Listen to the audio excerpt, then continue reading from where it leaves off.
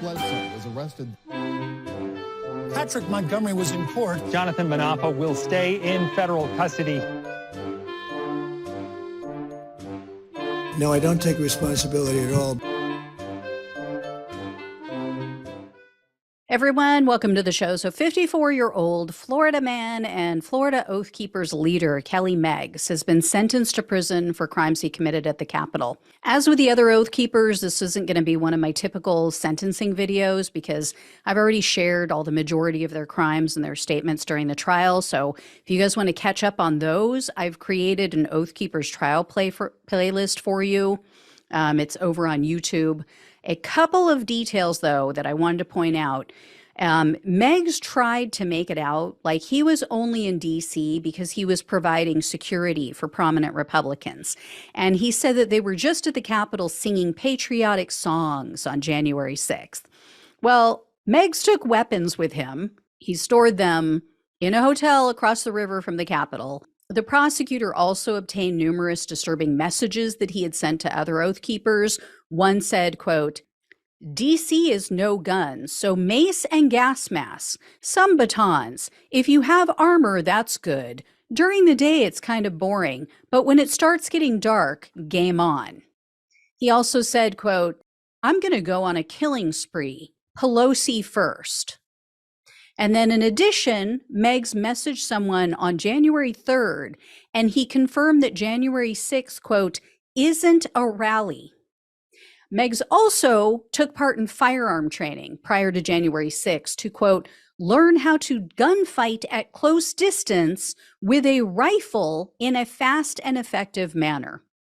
Meggs also showed complete consciousness of guilt because after January 6th, he deleted all of his messages from Signal, from the messaging app, also all of his messages from his cell phone. He got rid of all of his weapons. So Meggs was arrested on February 17th of 2021, and in a 6th superseding indictment, he was charged with seditious conspiracy, obstructing an official proceeding, destruction of government property, entering a restricted building or grounds, and tampering with documents. Following a 6-week jury trial, Meggs was found guilty of conspiracy to obstruct an official proceeding, obstructing an official proceeding, conspiracy to prevent officers from discharging their duties, and tampering with documents or proceedings.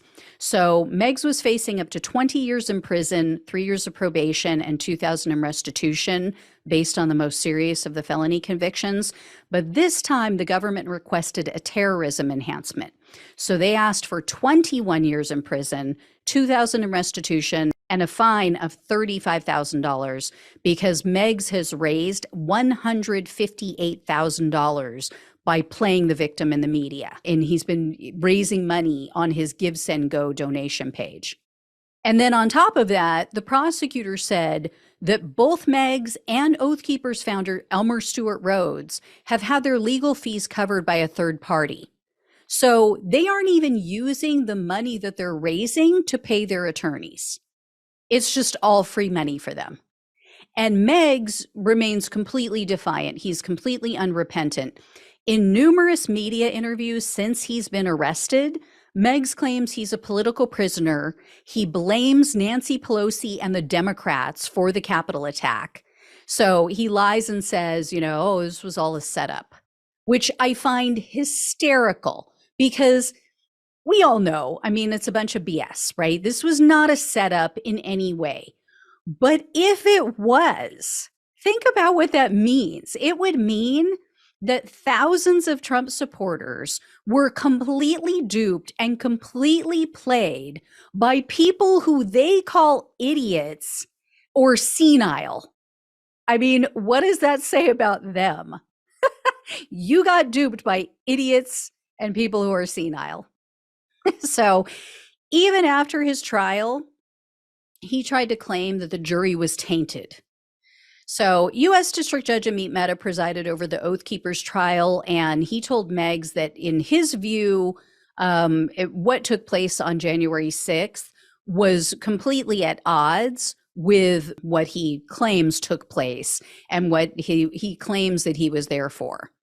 The judge said, though, that Meggs doesn't, in his view, pose the same risk as the Oath Keepers founder. But he said, quote, violence cannot be resorted to just because you disagree with who got elected. In the end, the judge agreed with the terrorism enhancement, and Meggs was sentenced to 12 years in prison, 3 years of probation, and $2,000 in restitution.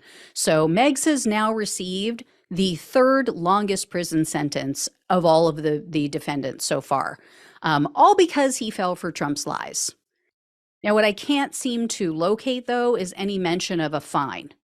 I don't know about that $150-some thousand that he got from donors.